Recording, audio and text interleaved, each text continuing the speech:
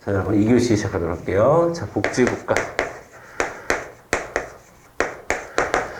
자, 일단은 복지국가라고 하는 것은, 복지가 국가의 책임하에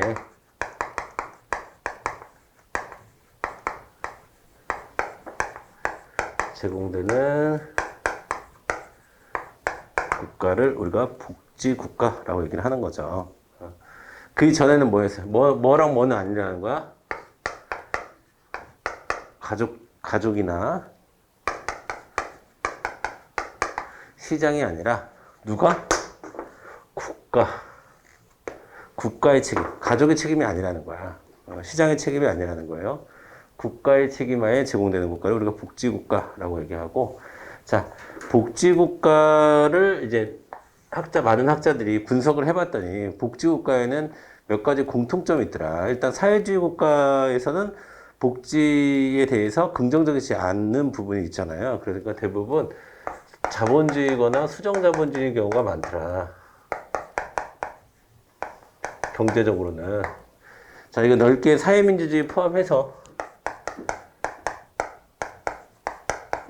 완전 사회주의 국가 말고, 자, 사민주의를 지향하는 국가들도 포함해서, 자, 이런 경우가 많더라. 그 다음에 정치적으로는 독재가 아니라 민주주의 정치국가가 많더라.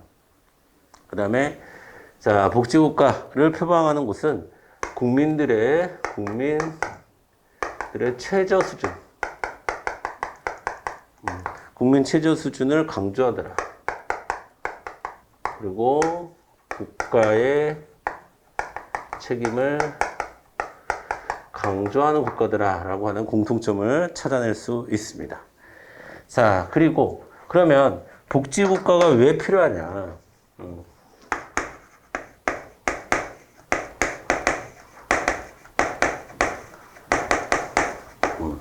자, 복지국가가 왜 필요하냐? 이거는 여러분 한마디로 얘기하면 시장이 자기 역할을 하지 못하기 때문에.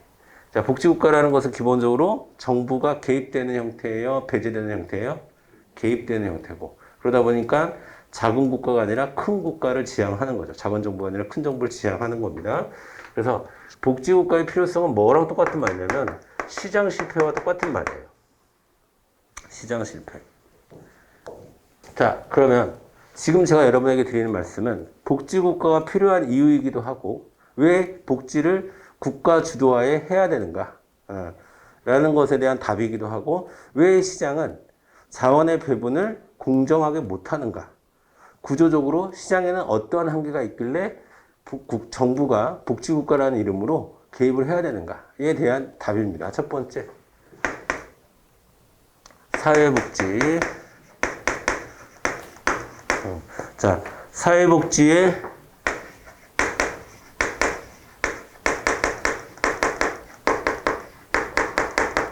공공재적 성격 때문에 그렇습니다. 즉,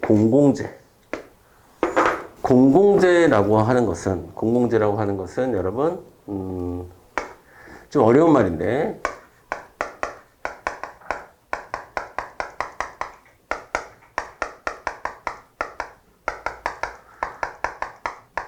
비배제성과 비경합성을 특징으로 합니다. 비배제성과 비경합성을 특징으로 해요. 여러분 뭐 생각하시면 되냐면 등대 생각하시면 돼요. 등대. 자, 등대의 불빛을 이용하는데 돈을 받을 수가 있을까요? 돈 받기가 어려워. 그것을 비배제성이라고 하는 거야. 돈을 낸 사람과 안 낸 사람을 구분하기가 참 힘들어요. 이해되시죠? 비경합성이라고 하는 것도 등대를 생각하시면 돼요. 내가 등대의 불빛을 받는다고 해서 내 옆에 있는 배가 등대의 불빛을 안 받나요? 그렇진 않죠. 자, 그러니까 뭐 등대도 좋고 가로등도 좋고 가로등. 자, 가로등이 우리 집 앞에 들어가 있는데 가로등이 켜져 있어. 그러면 그 가로등을 세우는 데 있어서 돈을 낸 사람들만 가로등을 째자. 그게 안 되잖아. 그걸 관리하는 비용이 더 클까? 저 사람은 돈 낸 사람이야, 안 낸 사람이야. 이거 파악해가지고 불 껐다 켰다 하는 게 더 비용이 클 것 같아. 그쵸? 자, 그렇다고 내가 가로등빛을 쐬고 걷는다고 해서 내 옆집 사람이 가로등불을 못 쬐진 않죠. 그걸 비경합성이라고 하는 거야. 좀 어렵지만 이거는 근데 사실 여러분이 중요하지 않아요. 이 다음부터가 중요한데 이것으로 인해서 뭐가 가능하냐? 무임승차가 가능합니다. 무임승차가. 그 누구도 돈을 내려고 하지 않을 거예요. 이런 특징을 갖고 있는 재화 같은 경우에는. 그렇죠? 그러면 무임승차를 하게 되면 효율적인 제공이 불가능하겠죠. 그러면 아무도 무임승차하는데 누가 근데 사회에 꼭 필요해. 가로등이 우리 동네에 꼭 필요해. 그런데 아무도 그걸 만들려고 하지 않을 겁니다. 왜? 다 무임승차하면 되지. 굳이 내가 왜 나서서 그걸 만들어? 하는 생각 때문에 아무도 가로등을 만들지 않을 거고, 아무도 등대를 만들지 않을 거고, 아무도 도로를 깔지 않을 거고, 아무도 사회복지 서비스를 제공하지 않을 거예요. 누구나 이용할 수 있다고 생각하기 때문에. 그런 특징 때문에 국가가 해야 된다는 얘기가 나오는 거예요. 그런 특징 때문에, 이런 공공재적인 특징 때문에 시장에 맡겨두면 생산이 안 돼. 이런 것들은. 왜? 수익성이 없으니까. 효율적 제공이 안 된다는 얘기는 수익성이 없는 사업은 안 한다는 뜻이야. 그 누구도. 그쵸? 그래서 복지국가가 필요하다. 혹은 여러분이 복지국가를, 그러니까 여러분들 어떻게 이해하셔야 돼요? 복지국가의 필요성을 다른 말로 얘기하면 정부 개입의 필요성이고, 다른 말로 얘기하면 시장에만 맡겨두었을 때 안 되는 부분이라고 볼 수 있죠. 두 번째.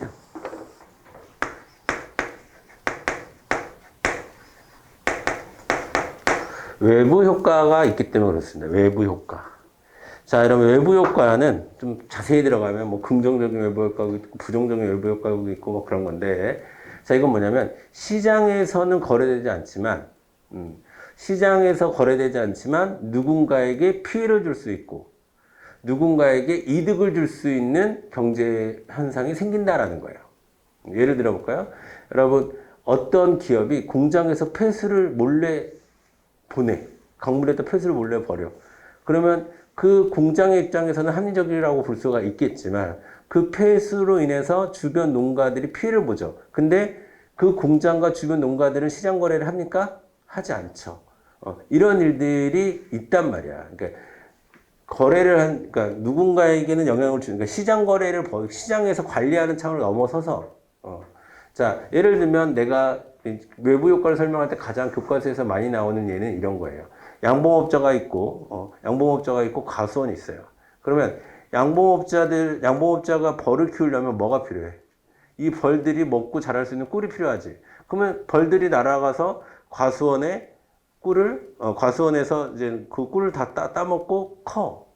벌들은 커. 양봉업자 좋은 거지. 과수원의 입장에서도. 벌들이 와가지고 막 꿀을 날라주고 씨앗도 날라주고 하니까 더 잘 돼. 하지만 둘은 거래를 하지 않아요. 사회복지 서비스라는 게 이런 성격을 갖고 있다는 거예요. 외부 효과적인 성격을 갖고 있다는 거예요. 사회복지 서비스가 존재하는 것만으로도 사람들이 좀 더 안정된 상황에서 다른 근로활동도 할 수 있고 뭐 이럴 수가 있는 거예요. 이런 시장에서 눈으로 거래되지는 않지만 영향을 주고받는 효과들이 사회복지 정책에 있다라는 거예요. 그걸 외부 효과라고 이렇게 하는 거예요. 그러니까 이것도 그 누구도 생산하려고 하지 않겠죠. 그다음에 세 번째 좀 중요한데 여러분,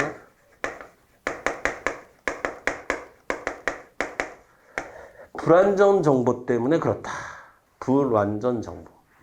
자, 불완전 정보라는 것은 물건을 파는 사람이 갖고 있는 정보하고 물건을 사는 사람이 갖고 있는 정보하고 같을 수가 없잖아요. 그렇죠? 같을 수가 없습니다. 그래서 우리는 물건 살 때 최대한 많은 정보를 알려고, 그러니까 여러분이 우리 학원에 와서도 이 학원이 어떤 시스템이 운영되는 건가, 선생님들은 누군가, 뭐 등등에 대한 상담을 먼저 하고 하죠. 이름 괜찮은데? 하고 등록하지는 않잖아. 그렇잖아. 저 사람 인상 좋은데? 이렇게 등록하지는 않잖아요. 자, 그러니까 정보가 서로 다르기 때문에 발생하는 문제를 우리가 불완전한 정보 혹은 불완전 정보로 인한 시장 실패라고 얘기를 하는데 이게 대표적으로 역선택이라는 게 있고요. 도덕적 해이라는 게 있어요.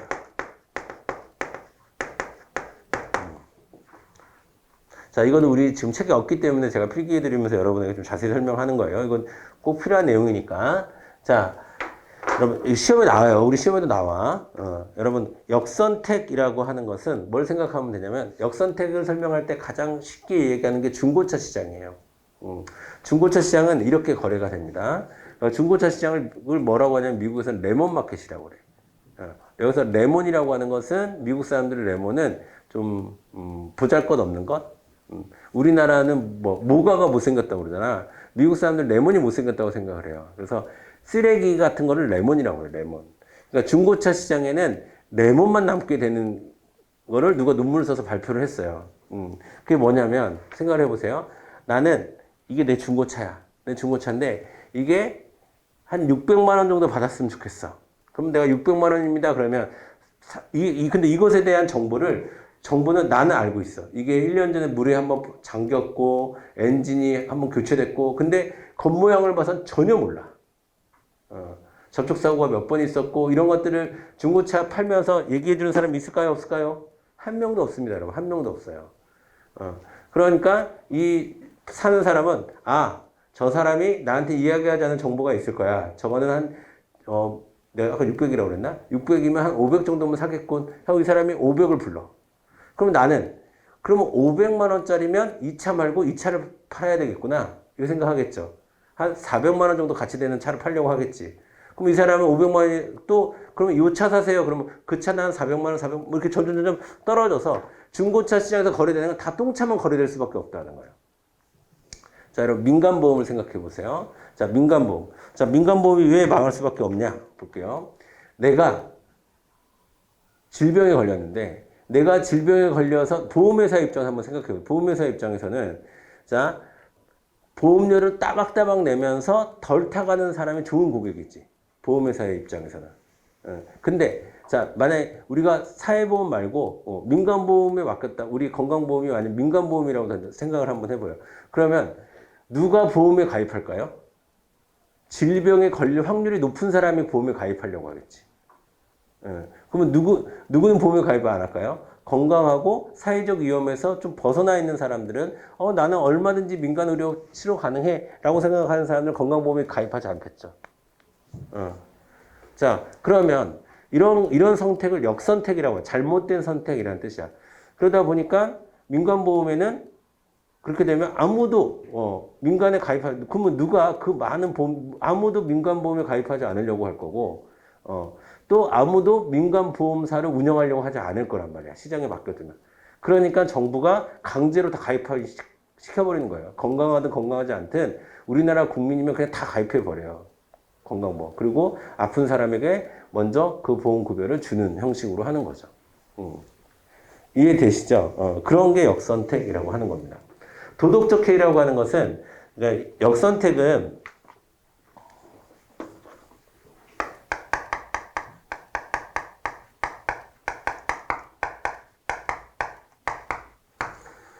계약 이전에 내가 갖고 있는 특징을 감추는 거예요. 내가 암에 걸렸는데 암에 걸리지 않은 것처럼 보험에 가입하면 그거는 역선택이라고 하는 거야. 계약 이전에. 그러면 도덕적 해이라는 건 뭐냐면 계약 이후에 나에게 감춰져 있던 행동이 드러나는 것을 우리가 도덕적 해이라고 하는 겁니다. 예를 들어서 내가 운전자 보험에 가입했어요. 그래서 작은 접촉사고만 나도 한 1억 정도를 받는 운전자 보험에 가입되어 있다. 예를 들어서 그러면 내가 운전을 막 할까 조심조심할까? 막 하지. 접촉사고 나면 1억 받는데. 그렇죠? 그러니까 뭔가 거래를 하고 나서 그러니까 예를 들면 여러분 똑같은 거예요. 여러분 노동시장 가면 예를 들면 여러분 그 공무원대에서 면접 받을 거 아닙니까? 면접할 때 저는 안정적으로 대충 일하려고 공무원 하려고 할 거예요 라고 아무도 얘기하지 않겠지. 근데 여러분이 막상 공무원이 되면 왜 나 이렇게 힘들게 일하려고 공무원한 거 아닌데 조국과 민족을 위해서 열심히 봉사하려고 공무원 되겠다고 면접 때는 이야기하겠지만 실제로는 그렇지 않잖아요. 그렇지 않습니까? 근데 계약 이전에는 여러분도 여러분 스스로에게 속아. 나 진짜 공무원 되면 조국과 민족을 위해서 국민들에게 봉사하는 그런 공무원이 될 거야. 라고 스스로 생각해. 근데 우리가 현실에서 만나는 공무원은 그런 공무원 없죠. 좀 삐딱하고 딱딱하고 좀 차갑고 이래야 공무원스럽잖아. 그치? 나는 너무 친절한 공무원을 보면 약간 어색해. 저 사람 공무원스럽지 않은데? 이런 거야. 그러니까 뭔가 내가 공무원이 되면 그 이후로 좀 달라진다는 거지. 그런 걸 도덕적 해이라고 하는 거야. 그러니까 계약하기 이전에 내가 갖고 있는 어떤 특성을 감추는 것을 역선택. 그로 인해서 잘못된 선택을 하는 걸 역선택. 계약한 이후에 나의 어떤 감춰졌던 행동이 드러나는 것을 우리가 도덕적 해이라고 얘기를 하는 거예요. 근데 이거 역선택과 도덕적 해이가 어떤 건지 아는 것도 중요하지만 이것들이 다 왜 생겼다고? 정보가 없어요. 정보가. 정보가 없어서 정보가. 예전에 제가 이제 대학원을 가야겠다. 공부를 좀 더 해야겠다는 생각이 있어서 대학원을 가야겠다라고 생각했는데 그게 제가 이제 학원 강사로 처음 발을 들인 계기가 됐어요. 한 20년 전쯤인데. 근데 그 사람이, 그때 원장님이 나한테 그러더라고. 그래서 6개월간 월급의 반을 주겠대. 아니, 그럼 무슨 소리냐. 난 지금 그러니까 그 사람이 나한테 물어봤겠지. 우리는 한 2년, 3년 정도는 그 정도 이상을 일할 선생님을 찾습니다. 그러면 난 속으로는 한 6개월만 하다가 나 대학원 가야 되는데, 대학원 가면 내가 학원 강사 할 시간 없을 것 같은데, 하는 생각이 있었는데, 딱 면접 보러 갔는데, 한 2년 정도는 좀 해줬으면 좋겠습니다. 라고 얘기하는데, 내가, 저는 한 6개월 정도만 할 건데요. 이렇게 얘기하기가 좀 그렇잖아요? 그래서 얘기 안 하고 있었지? 그랬더니 그 원장님이 나한테 6개월 정도는 월급의 반을 주겠다는 거야. 왜 그러냐고. 그러니까 그 원장님이 선생님의 미래에 대해서는 저보다는 선생님이 더 많이 알고 있겠죠? 그렇죠. 그러니까 선생님이 앞으로 어떤 계획이 있고 또 어떻게 선택할지는 저보다는 선생님이 더 많은 정보를 갖고 있을 겁니다. 그러니까 만약 내가 이런 안전장치 해두지 않으면 우리는 불공정한 거래를 할 수밖에 없어요. 그러니까 그 사람은 진짜 이 두 가지를 확실히 이해하고 있었던 사람이야. 그러니까 그리고 그때 마침 제가 그 정보경제학이라는 수업을 듣고 있었어요. 그러니까 거기 너무 부합하는, 내가 한마디도 못했어. 그래가지고, 맞네요. 하다가 결국 그렇게 계약을 했어요. 그리고 일을 했는데 다행히 뭐 사정이 좀 괜찮아가지고 1년 정도는 일을 했어요. 그리고 그 6개월 동안 모아뒀던 반을 목돈으로 나중에 주니까 너무 고맙더라고요. 2년은 채우지 못했어. 2년은 채우지 못했는데 그분이 그래도 1년 동안 잘해줬다고 6개월 동안 모아뒀던 돈을 목돈을 주시더라고요. 그만둘 때. 그래서 훈훈하게 해피엔딩으로 마무리는 됐는데 어쨌든 그런 것들이 이제 정보경제학이랑 관련이 있는 거예요. 자, 그 다음에 네 번째. 우리가 생각하는 사회적 위험 있죠. 사회적 위험. 사회적 질병이라든가 빈곤이라든가 이런 사회적 위험의 상호 의존성. 자, 이거는 말하지 않아도 아까 제가 여러분에게 말씀드렸던 IMF.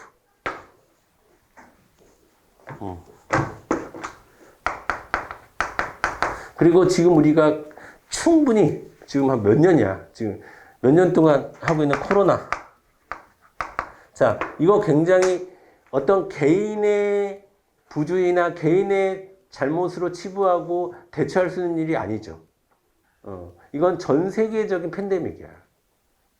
코로나 같은. 그러니까 이런 것을 해결하는 것은 시장이 해결할 수 있을까? 안 되는 거야, 이런 거는.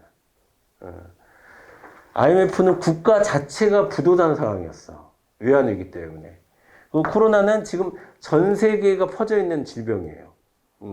그러니까 이런 것들은 시장이 해야 되겠어요? 가족이 해야 되겠어요? 국가가 해야 되겠어요? 국가가 할 수밖에 없다는 거야. 국가가 나서서 해결할 수밖에 없는 위험이 점점 더 많아지고 있다는 거야. 그래서 우리는 복지국가로 갈 수밖에 없다는 주장을 하는 거예요. 그 다음에 요거는 여러분이 좀 이해하기 힘드실 수 있겠지만 제가 아주 간단하게만 설명드릴게요. 자, 규모의 경제가 경제의 시장의 본질적인 속성이에요. 자, 규모의 경제라는 건 뭐냐면 시장의 규모가 커지면 커질수록, 즉 기업 시장 내에서 기업이 차지하는 힘, 지배력이 커지면 커질수록 그 기업은 비용이 줄어들어요. 그러니까 시장의 규모가 시장 내에서, 그러니까 예를 들면 여러분 현대자동차, 그러니까 현대, 삼성 한번 볼까요? 삼성은 예전에 설탕 밀가루 만들던 회사예요. 제일제당. 근데 정부 지원 받고 점점점 규모를 키워갔어.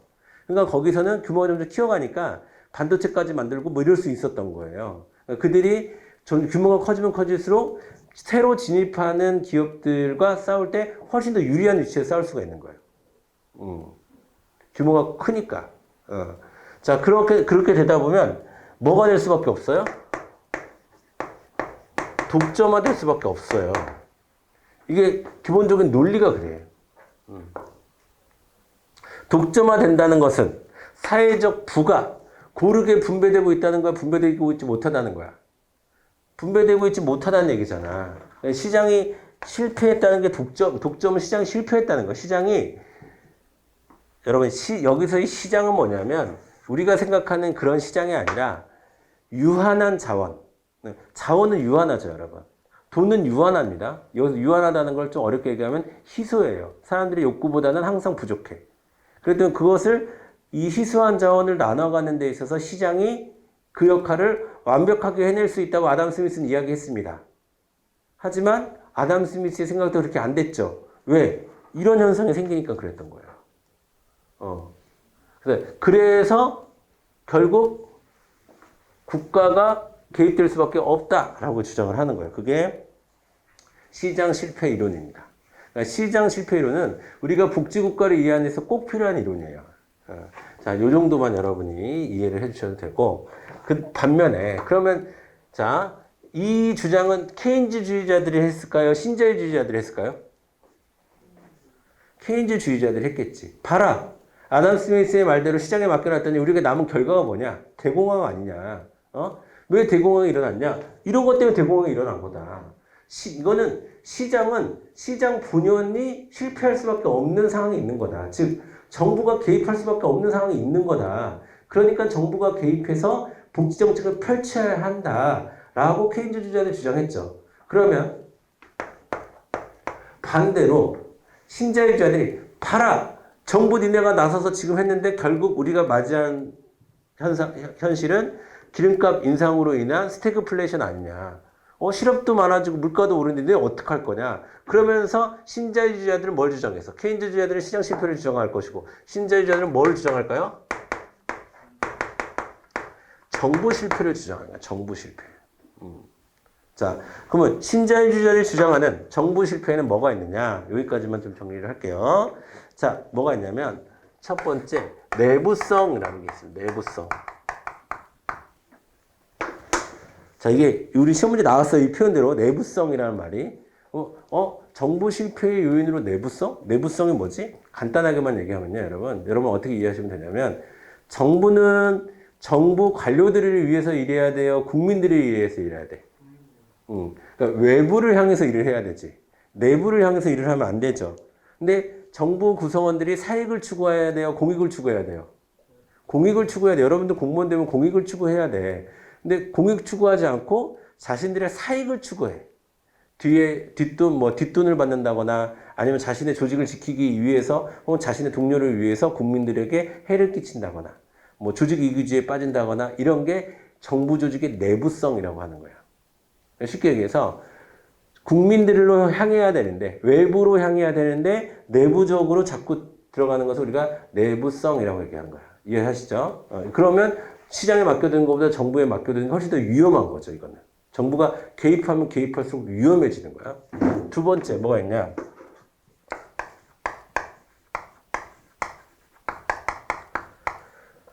정부 조직을 갖는. 여러분, 시장 조직, 기업은요, 기업 총수가 결정하면 되는 거죠. 쉽게 얘기하면. 기업 총수가 결정하면 되는 거죠. 야, 이번에 반도체 말고 우리 삼성 자동차로 가자.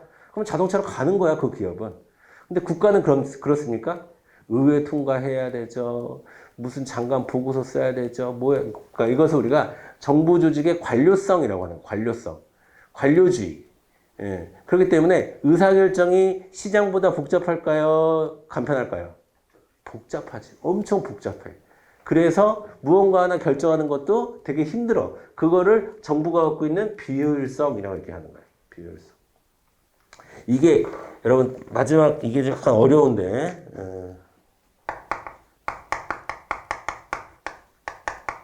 이것도 시험에 이게 나왔어요. 이 표현대로. 그러니까 알아두셔야 돼. 파생적 외부 효과라는 개념이 있어요. 파생적 외부 효과. 자, 여러분 외부 효과는 시장이 갖고 있는 특성이죠. 시장이 이 외부 효과에 대응을 못하는 거잖아, 그렇지? 파생적 외부 효과는 이렇게 이해하시면 돼요. 정부의 정책으로 인해서 파생된 외부 효과 이렇게 되는 거야. 어려워. 정부의 정책으로 인해서 파생된 외부 효과. 예를 들어서 설명해요. 여러분 어려워하니까 제가 간단히 예를 들어볼게요. 정부가 부동산 가격을 잡으려고 해. 이 지금 솔직히 얘기하면 지금 정부도 마찬가지의 제가 봤을 땐 파생적 외부 효과를 경험했습니다.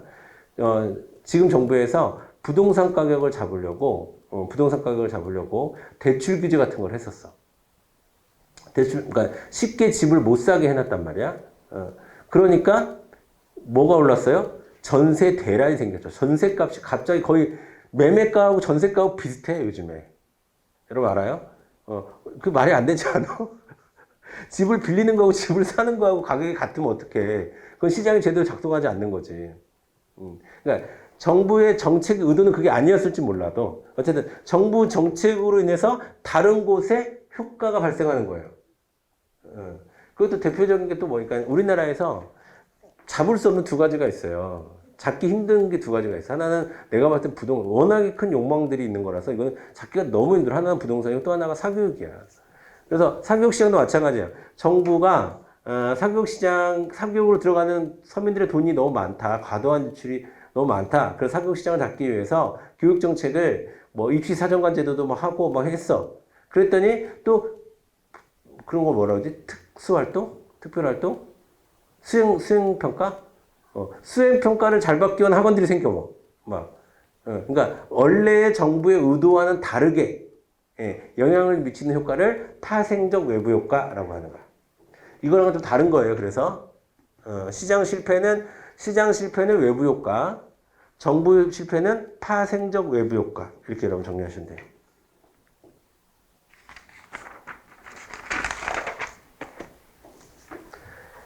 됐죠, 여러분? 자, 그러면 이제 복지국가의 흐름을 좀 한번 보도록 할게요. 이제 복지국가의 개념하고 복지국가를 이해하기 위한 시장 실패와 정부 실패에 대해서 우리 같이 봤는데 이제 흐름을 좀 볼게요. 흐름을 보면 첫 번째 우리가 봐야 될 게 복지국가 정착기예요. 정착기는 1920년대에서 1945년 정도까지를 우리가 복지국가가 정착되는 시기다. 자, 그리고 뭐 역사를 좀만 알아도 이때는 세계전쟁이 있어요. 두 번의 세계전쟁이 있었죠. 1차 세계대전이 끝났고 또 2차 세계대전을 경험했고 그 다음에 1929년에 대공황이라는 게 있었죠. 자, 이런 시절에 먼저 스웨덴에서는 자, 이런 데서 이제 복지국가 시작이 됩니다. 1932년에 자, 사회민주당, 그러니까 사회민주주의를 지향하는 사회민주당이 집권을 합니다. 그러면서 우리가 사회민주주의 모형에서 봤던 것처럼 복지 정책이 활성화되는 계기를 맞아요. 그리고 여기에서 여러분 이런 표현이 나오는데 그것도 알아두세요.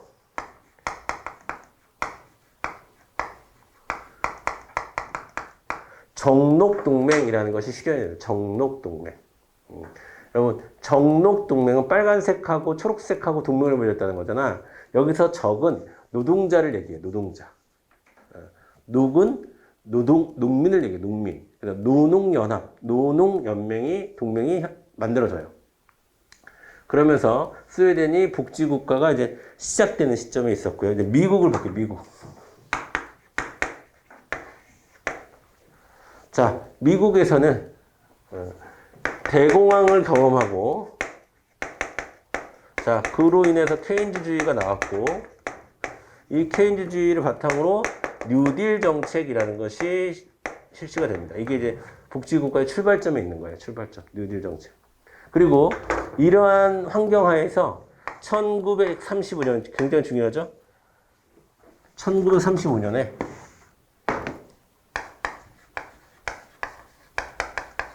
자, 1935년에 미국에서는 사회보장법이라는 게 만들어집니다. 이게 이제 복지국가의 출발점이라고 우리가 평가할 수 있는 거예요. 자, 영국에서는 노동당이 집권을 하고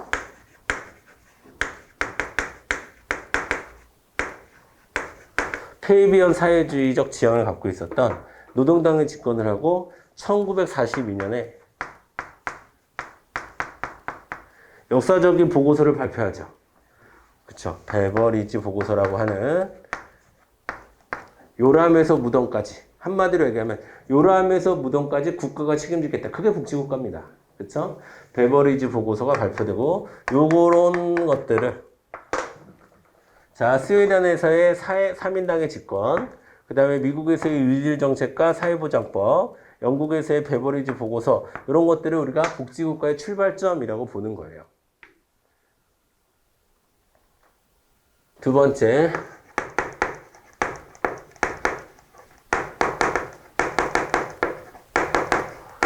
복지국가의 팽창기, 복지국가의 황금기, 복지국가의 전성기 이렇게 얘기할 수 있는 게 1945년부터 아까 제가 뭐가 터지기 전까지 스태그플레이션이 터지기 전까지 이 30년을 우리가 복지국가의 황금기라고 얘기합니다. 팽창기, 황금기. 그죠? 이때 영국에서 굉장히 상징적인 NHS라고 하는 자, 그런 보건 정책을 실시합니다. 전 국민 보건 정책을. 자, 그다음에 자, 부서 자체가 우리나라 지금 보건복지부 있는 것처럼 사회보장부라는 정부 기구를 만들어요. 설치합니다. 1966년에 설치하죠. 자, 그리고 미국에서는 존슨이라는 대통령이 위대한 사회라고 하는 정책을 발표하면서 이제 복지국가가 팽창이 됩니다. 그 다음에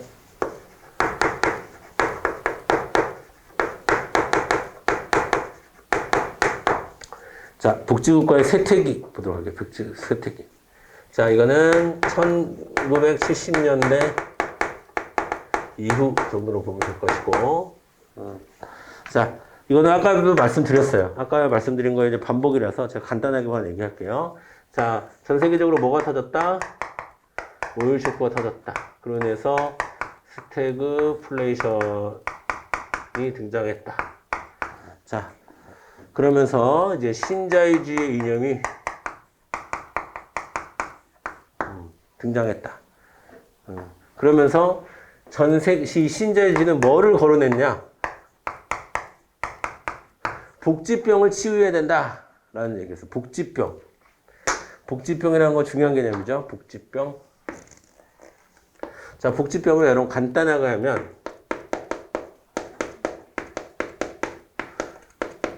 정부의 재정 상태가 악화되었다. 복지로 인해서. 또 하나, 복지로 인해서 사람들이 뭐가 없어졌다? 일할 의욕이 근로 의욕이 떨어지고 있다. 이게 바로 복지병이다.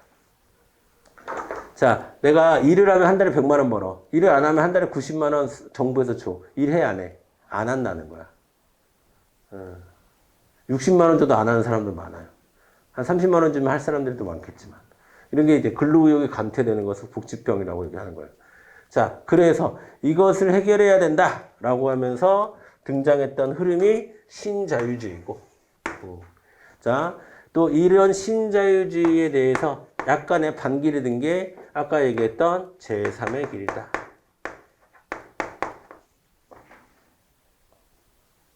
됐죠? 나머지는 제가 아까 설명드렸기 때문에 이 정도로 보시면 되겠고, 같이 우리 한번 책을 정리하면서 흐름을 다시 한번 잡아볼게요. 여러분 필기는 하셨을 테니까. 자, 338페이지 보도록 하겠습니다. 338페이지. 자, 복지국가의 이 등장 시기에 저는 스웨덴 이야기도 여러분에게 드렸고 미국 이야기도 드렸지만 우리 책에서는 영국의 베버리지 보고서를 아주 중요하게 보고 있습니다. 그래서 영국의 베버리지 보고서를 중심으로 이야기를 하고 있는데 여러분 이번에 밑줄 보면 좋을 것 같아요. 자, 1942년 11월 베버리지 보고서가 완성된 여러분 1942년도 알아둬야 되고 베버리지 보고서 죄송합니다. 완성됐던 것도 알아둬야 되고 요람에서 무덤까지 또 알아둬야 돼요. 자, 베버리지 보고서에 담겨있는 핵심 이념이 뭐냐면 보편주의와 국민 최저를 인정했다라는 거예요. 보편주의. 그 다음에 보편주의는 뭐 얘기하지 않아도 되겠죠. 평등 정신의 기초에서 모든 사람에게 동일하게 제공할 수 있는 사회복지 서비스를 강조하기 시작했고요. 자, 그 다음에 국민 최저 수준. 그래서 뭐 최저임금법이라든가 뭐 이런 것들이 이제 등장하게 된 겁니다. 그래서 자, 5대 약은 나중에 따로 외울 거고 그 다음에 사회보장의 3대 전제 조건으로 완전고용, 포괄적인 보건서비스, 보편적인 가족수당 등을 주장했다. 지금 흐름을 얘기하는 거니까 흐름을 중심으로 쭉 보세요. 자, 복지국가의 성립 보도록 하겠습니다. 자, 쭉 뭐 이렇게 얘기가 나오는데요. 나오는데 4번에 동그라미 4번에 밑줄 그으시면 좋을 것 같아요. 자유방임, 여러분 지금 요 4번 말을 여러분이 정확히 이해하셔야 돼. 이거 선지로 그대로 나오는 겁니다. 자유방임주의는 독점이라는 모순을 드러내면서 시장의 실패가 보다 명료하게 되어 국가가 국민경제 과정에 국가의 개입이 정당화되기 시작하였다. 이제 이해되시죠? 흐름적으로 이해가 돼야 돼. 자, 1929년 세계 대공황, 케인즈의 등장, 복지국가의 기틀. 이것도 이해되시죠, 이제? 오케이. 그 정도만 이해하시면 되겠고. 그 다음에 복지국가의 확장기 넘어가도록 할게요. 자, 1번. 경제의 번영과 더불어 역사적 타협으로 화해적 정치구조가 지속되었다. 여러분, 그 역사적 타협에 뭐라고 나와 있어요? 우리 저번에 공부했던 코퍼라티즘, 노사정위원회, 코퍼라티즘. 자, 그 다음에 확장기는 동그라미 1번. 1945년부터 70년대 초반 정도까지를 의미한다. 동그라미 5번. 복지 지출이 확대된 시기다. 그래서 GDP의 10%나 20% 정도를 복지에 사용하는, 심지어는 25%, 30% 정도까지도 복지에 사용하는 그런 시기가 있었다. 자, 요때 영국과 미국은 어땠는가를 좀 보도록 할게요. 자, 영국은 동그라미 2번에 베버리지 보고서, 그 다음에 가로 2번 국민보건 서비스 발표. 자, 굉장히 상징적인 사건이고 가장 우리가 알고 있는 우리 시험에 나올 수 있는 가장 복지 서비스 중에서 가장 보편적인 서비스가 뭐야? 그러면 이걸 얘기해야 돼요. 국민보건 서비스. 이거는 영국이라는 곳에만 살면 무조건 적용되는 겁니다. 뭐 돈을 뭐 많이 벌던 안 벌던 여자든 남자든 뭐 상관없고 영국이라는 곳에서 살고 있는 인간이라는 생명체에게 모두 주는 게 NHS예요. 가장 보편적인 정책이죠. 두 번째, 동그라미 두 번째, 동그라미 2번에 보편적 무료 서비스. 자, 그 다음에 5번 사회보장부 설치. 그 다음에 미국 볼게요. 미국. 존슨의 위대한 사회 보도록 하겠습니다. 존슨 대통령은 자, 빈곤과의 정책을 선포하고 제목만 알아둡시다. 헤드 스타트 프로그램. 이거는 이제 그 학교 들어가기 전에 아이들 교육 프로그램이에요. 그 교육이 소외되는 친구들. 그 다음에 업워드 바운드 프로그램. 이거는 흑인 빈곤층 학생들을 대상으로 하는. 자, 그 다음에 잡캅스 프로그램. 이거는 이제 학교 중퇴 청소년. 자, 이런 정책을 펴기 시작했다. 하지만 341페이지로 넘어가서 복지국가는 후퇴할 수밖에 없었다. 또 그 과정에서 신자유주의가 등장했다. 자, 주요 학자 나오는데 여러분 몰라도 돼요. 자, 몰라도 되는데 가로 5번에만 밑줄 그으셨습니다. 자, 1973년과 1979년 두 차례의 오일 쇼크 등 사회 경제적 위기로 케인즈 이론은 더 이상 유효하지 않게 되었다. 왜 유효하지 않게 되었는지 얘기했어요. 그 다음에 자 6번 가로 6번 신자유주의 사회복지정책의 대표적인 전략으로 민영화, 복지수급과 노동의무의 연계화, 그거를 워크페어라고 해요. 워크와 웰페어의 합성어로 워크페어라고 하는 거야. 노동연계복지를 얘기하는 건데 자 그러면 아까 사회투자 국가 즉 제3의 길은 신자유주의에서 일부 생각 갖고 온 거고 사회민주주의에서 일부 생각 갖고 온 거잖아요. 그럼 신자유에서 갖고 온 게 바로 이 노동연계복지라고 하는 거예요. 자 여러분 보세요. 그 다음에 대처리즘과 레이거노믹스가 나오는데 대처리즘 제목만 알아두세요. 대처리즘, 레이거노믹스 제목만 알아두세요. 넘어가겠습니다. 자, 그 다음에 복지국가의 위기. 자, 위기의 동그라미 2번. 두 번째 줄부터 읽어볼게요. 복지에 대한 과대 지출과 정부의 과대 부담 문제는 국가 재정 위기를 초래하였다. 이걸 우리가 복지병, 여러분 거기다가 근로교육이 약화되는 것까지 써주시고 복지병이라고 되어 있어요. 그냥 똑같은 얘기 계속 나와. 오일 쇼크, 스태그플레이션, 대처리즘, 레이거노믹스 이런 흐름을 통해서 어떻게 복지국가는 무너지기 시작했던 거예요. 그다음에 또 하나 이건 약간 결을 달리하는 분석인데 이번 사회복지정책 비판에서 동그라미 4번. 자, 푸디즘에서 포스트 푸디즘으로의 전환을 얘기해요.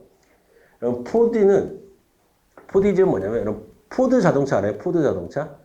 자, 이렇게 푸디즘은 뭐냐면 이렇게 생산 구조를 단순화시켜 가지고 찍어내듯이 대량 생산하는 걸 포디즘이라고 하는 거고, 그다음에 그 이후에 그러니까 소품종 대량 생산을 포디즘이라고 하고요. 지금은 포스트 포디즘은 다품종 소량 생산. 그러니까 우리는 지금 품종이 엄청 많은데 조금씩 얘기하죠. 심지어 예를 들면 제가 얼마 전에 그 어머니 칠순이라서 떡케이크를 해요. 떡케이크를 살려고 했더니 그거는 주문을 하면 그때부터 만들기 시작하는 거죠. 그러니까 주문 생산 방식. 이게 되는 거예요. 그게 소품종, 아니 다품종 소량 생산. 근데 떡케이크, 그냥 케이크, 뭐 어디서 살 수 있는 케이크 되게 다양하더라고. 초콜릿을 만든 케이크, 아이스크림 만든 케이크, 점점점 품종은 다양해지고 있는데 소량 생산하는 거죠. 이런 변화, 이런 생산 구조의 변화도 자 우리가 사회복지 정책이 이제 복지국가가 위기를 맞이하는 거에 원인으로도 얘기한다.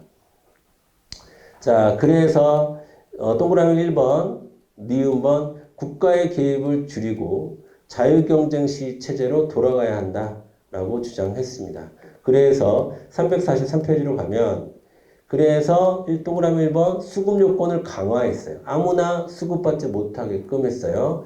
두 번째 수급받는 비용, 그 금액의 급여 수준을 하향 조정했습니다. 그리고 급여 기간을 예전에 10년 받았으면 지금 1년으로 단축시켜 버렸습니다. 그 다음에 수급 조건을 옛날에는 아무런 조건 없이 내가 못 산다는 이유만으로도 수급이 됐었는데 이제는 노동을 요구하는 워크페어, 학교 교육을 이수를 요구하는 런페어, 그 다음에 적극적으로 구직활동을 해야지. 우리나라 실업급여도 마찬가지죠. 실업을 했다고 해서 실업급여 주는 게 아니에요. 우리나라 실업급여도 구직활동을 해야 실업급여를 주거든요. 그런 것을 우리가 뭐라고 하냐면 액티브 레이버 마켓 폴리시라고 얘기하는 거예요. 됐습니다. 그 정도 보시면 되겠습니다. 자, 됐어요. 그래서 여러분 결론적으로 2번에 동그라미 3번 다품종 소량 생산 신보주가 아니라 보수죠. 신보수주의 경향, 노동의 유연성 강조, 국가 개입의 축소 이런 게 이제 만들어지기 시작했다라는 거고 에스빈 앤더슨 따로 공부할 테니까 여기서는 안 보겠습니다. 자, 이런 상황에서 등장한 게 또 뭐다? 제3의 길이다. 첫 번째 줄 앤서니 기드스 동그라미. 자, 넘겨서 자, 동그라미 2번 사회민주적 복지국가 노선을 제1의 길로, 그 다음에 동그라미 3번 신자유주의적 시장경제 노선을 제2의 길로 하면서 등장했고, 자, 제3의 길에서 강조하고 있는 것은 근로와 복지의 연계. 그 다음에 자 2번 별표칩니다. 2번 사회복지 공급 주체 다원화. 그 다음에 권리와 의무의 조화, 사회투자국가 나오는데 이것도 아까 다 설명을 했기 때문에 자 밑줄만 긋고 넘어갈 텐데 별표 쳤던 사회복지 공급 주체 다원화 왼쪽에다가 이러면 복지다원주의라고 써주세요. 복지다원주의. 자, 여러분 보세요. 복지다원주의는요. 그러니까 여러분 두 가지입니다. 노동연계복지하고 복지다원주의는 신자유주의와 제3의 길이 공유하고 있는 부분이에요. 신자유주의에서도 복지다원주의를 얘기합니다. 신자유주의에서도 왜 국가만이 복지를 다 해야 되는데 기업이나 가족에서도 맡아야 되는 거 아니야? 이런 생각을 갖게 되거든요. 자, 그런 것, 그러니까 그런 복지다원주의적인 생각은 여러분 신자유주의에도 적용될 수 있고 그 다음에 제3의 길에도 적용될 수 있다. 되셨죠? 그 정도 보시면 될 것 같아요. 자, 그 정도 보시면 될 것 같습니다. 자, 그리고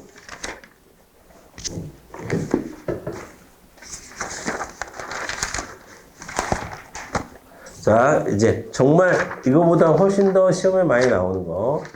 시험에 많이 나오는 게 뭐냐면 자, 368페이지로 바로 넘어가요. 368페이지. 자, 사회복지정책의 분석 틀이라고 나오는데 자, 이거는 이제 길버트와 스펙트의 분석 틀이라고 하거든요. 길버트와 스펙트의 분석 틀이라고 하는데 이거는 전체 사회복지학개론의 출제 순위 1위라고 보시면 돼요. 길버트는. 전체에서 제일 많이 나와. 그러니까 이거는 어쨌든 굉장히 중요한 겁니다. 지금 여기서 하는 건 굉장히 중요한 거고 여러분들이 사회복지사 준비하는 과정에서도 혹은 사회복지학을 전공하는 과정에서도 길버트라는 이름을 안 들어봤다. 그러면은 좀 이상한 거죠. 그렇죠? 좀 이상한 거. 자, 그래서 길버트와 스펙트의 이론을 잠깐 쉬었다가 10분만 쉬었다가 여기서부터 다시 진도를 나가는 걸로 하도록 하겠습니다. 네, 저 끊었다 갈게요.